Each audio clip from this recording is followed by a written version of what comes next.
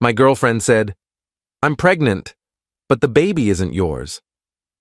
I just want things to stay peaceful." I smiled and said, "All right, whatever you want."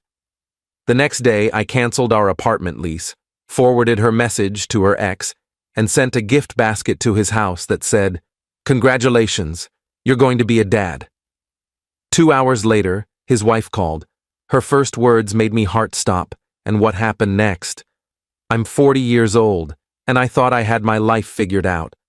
Sarah and I had been together for 3 years. We weren't married, but we lived together in a nice 2-bedroom apartment downtown, split the bills evenly, and talked about the future like it was something we were building together. I genuinely believed we were solid. Last Tuesday evening, I came home from the gym around 7 p.m. Sarah was sitting on the couch with her phone in her lap, staring at the blank TV screen. The apartment felt cold despite the heater running. I knew something was wrong immediately. "Hey," I said, dropping my gym bag by the door.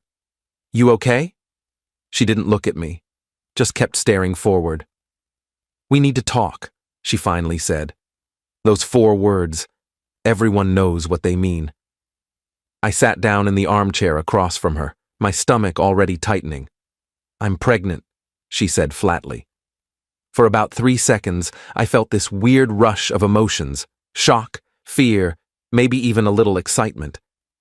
Then she continued, "But the baby isn't yours."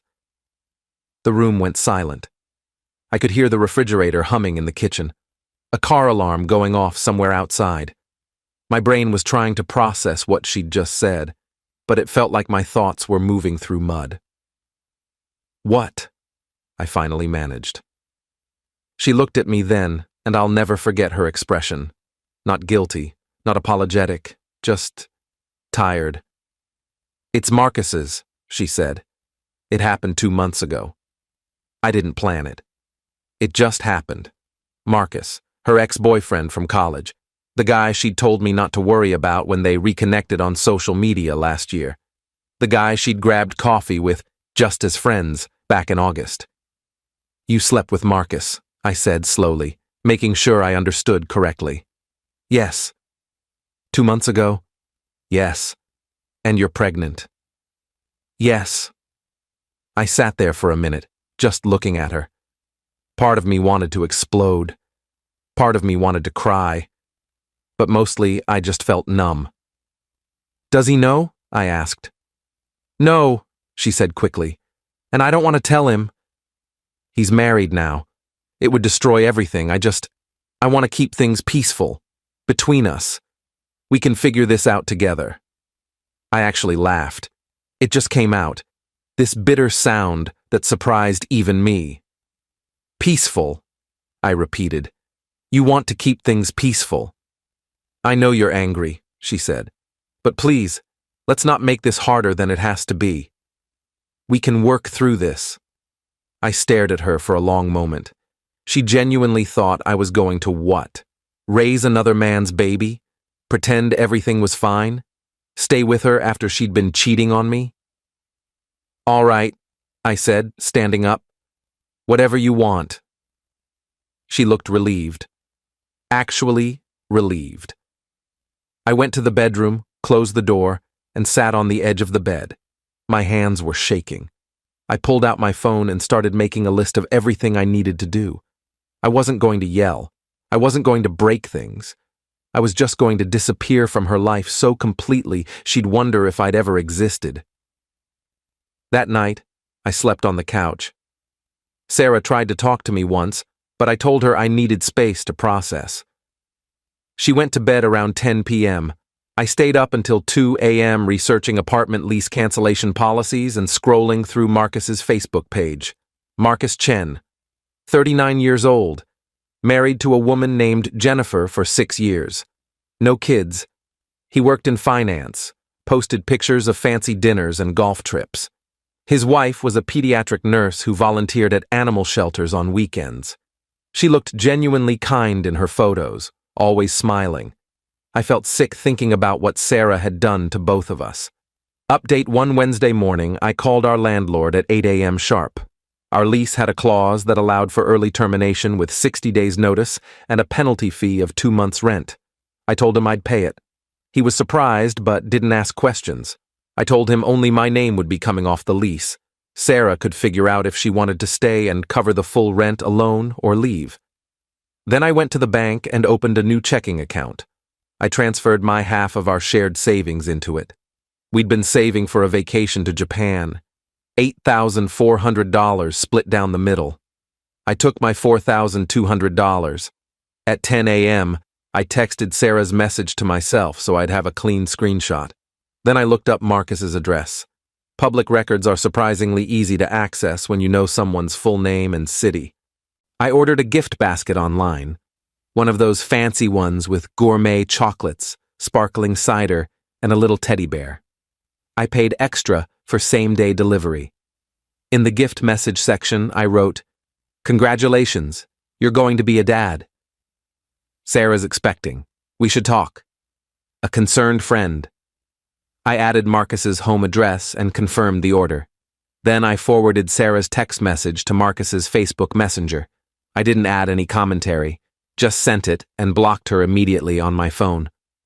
I spent the rest of Wednesday packing my essentials: clothes, laptop, important documents. I called my buddy Derek and asked if I could crash at his place for a few weeks. He said yes without hesitation. At 3 p.m., my phone rang. Unknown number. I answered. "Hello? Is this the person who sent the gift basket to 447 Riverside Drive?" A woman's voice, shaky, angry, scared. My heart stopped. "Who is this?" I asked, though I already knew. "This is Jennifer Chen, Marcus's wife, and you need to tell me right now what the hell is going on." I took a deep breath. "Mrs. Chen, I'm sorry you had to find out this way. My name is Jake. I've been dating Sarah Hollis for 3 years. Last night she told me she's pregnant with your husband's baby." Silence. Long, terrible silence. "You're lying," she finally whispered. "I wish I was," I said. "I can forward you the text message she sent me. I can give you her number. I can tell you that she said it happened 2 months ago, around August, and that she didn't want to tell Marcus because he's married and it would destroy everything." I heard her breathing, fast and shallow. "I need proof," she said. I sent her the screenshot. Then I sent her Sarah's phone number and our address. "I'm sorry," I said again. "I thought you deserved to know." She hung up. I sat there for a minute, staring at my phone. Then I got back to packing. Update 2. By Thursday morning, everything had exploded. Sarah called me 47 times starting at 11 p.m. Wednesday night. I didn't answer any of them. She left voicemails, crying, screaming, begging me to pick up. I deleted them without listening past the first few seconds. Derek's apartment was small but comfortable. He worked from home as a software contractor, so he was there when I showed up Wednesday night with 2 suitcases and a box of belongings. "You look like hell," he said, letting me in. "I feel worse than I look." He didn't pry, just showed me the guest room and offered me a beer. Good friend. Thursday afternoon, Sarah showed up at Derek's building. I have no idea how she found me. Maybe she called mutual friends. She buzzed the intercom. "Jake, please. We need to talk. You can't just do this." Derek looked at me. I shook my head. "He's not interested," Derek said into the intercom. "Leave or I'm calling the cops." She buzzed twice more, then left. Around 4 p.m., I got a Facebook message request from Jennifer Chen. I accepted it. I confronted Marcus, she wrote. He admitted everything. He said it was one time, a mistake, that he was drunk. I don't believe him. I don't believe anything anymore. I'm filing for divorce. I thought you should know. Also, thank you, I think. I don't know if I should thank you or hate you for telling me, but at least now I know. I wrote back, I'm sorry for both of us. If you need anything, testimony, evidence, whatever, let me know. He destroyed my relationship too. She didn't respond immediately, but I saw she read it. That evening, I got an email from Sarah's mother. Apparently, Sarah had called her crying, playing the victim, saying I'd abandoned her during her pregnancy. The email was exactly what you'd expect. How dare you leave my daughter when she needs you most? You're a coward. She made one mistake and you threw away 3 years like it meant nothing. I replied with the screenshot of Sarah's text. Just that. Nothing else. She didn't email back. Update 3 Friday. I took a personal day from work. I needed to find a new apartment and couldn't handle the office gossip. One of our mutual friends, Qley, had already texted me asking what happened. Word travels fast. I spent the morning looking at studio apartments within my budget. Found one about 20 minutes from my current job, available November 1st. I put down a deposit. Around 2 p.m., Marcus Chen called me. My blood ran cold when I saw the name on my phone. I answered. "What do you want?" "You had no right," he said. His voice was tight, controlled fury. "What happened between Sarah and me is none of your business. You destroyed my marriage." I actually laughed. "I destroyed your marriage?" "You slept with my girlfriend. You did this. It was one time, one mistake. Jennifer would never have known if you hadn't stuck your nose where it doesn't belong. So your plan was to just let your kid grow up never knowing you exist? Let me raise your child thinking it's mine? Sarah said she wasn't going to tell anyone. Sarah's a liar, Marcus. Or did you forget that part? She was lying to me the whole time she was with you." He was quiet for a moment. Then, "Jennifer's taking everything. The house, the savings. She's out for blood." "Good," I said. "She deserves better than you." "You're a piece of shit." "Right back at you." He hung up. I sat there feeling weirdly calm. Maybe I should have felt guilty for blowing up his life, but I didn't. He made his choice when he slept with someone in a relationship. Jennifer deserved the truth. Saturday, Sarah texted from a different number. "Jake, please talk to me. I know I messed up. I know I hurt you.